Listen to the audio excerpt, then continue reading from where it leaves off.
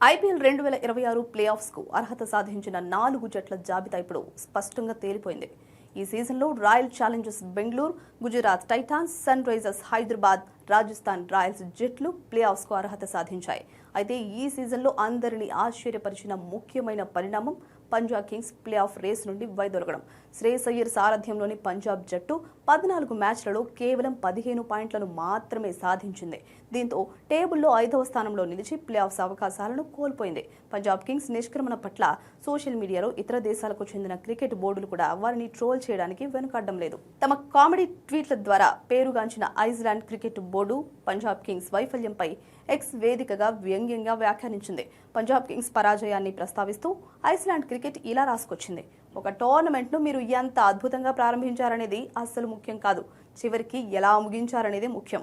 ఈ విషయాన్ని పంజాబ్ కింగ్స్ నుంచి మనం నేర్చుకున్నామని ఐస్లాండ్ క్రికెట్ రాసుకొచ్చింది. ఐస్లాండ్ క్రికెట్ చేసిన ఈ ట్వీట్ సోషల్ మీడియాలో వేగంగా వైరల్ అవుతోంది. అభిమానులు ఈ విషయంపై తీవ్రంగా చర్చించుకుంటున్నారు.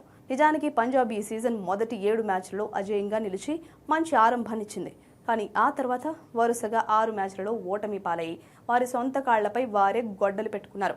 పంజాబ్ కింగ్స్ 2008లో జరిగిన మొదటి సీజన్ నుండే ఐపీఎల్లో భాగం. కానీ ఈ జట్టు చరిత్ర చాలా నిరాశాజనకంగా ఉంది. ఐపీఎల్ 19 సంవత్సరాల చరిత్రలో ఈ జట్టు కేవలం 3 సార్లు మాత్రమే ప్లే ఆఫ్స్కు చేరుకోగలిగింది. జట్టు మొదట 2008లో సెమీఫైనల్ ఆడింది. ఆ తర్వాత అభిమానులు చాలా కాలం నిరీక్షించవలసి వచ్చింది.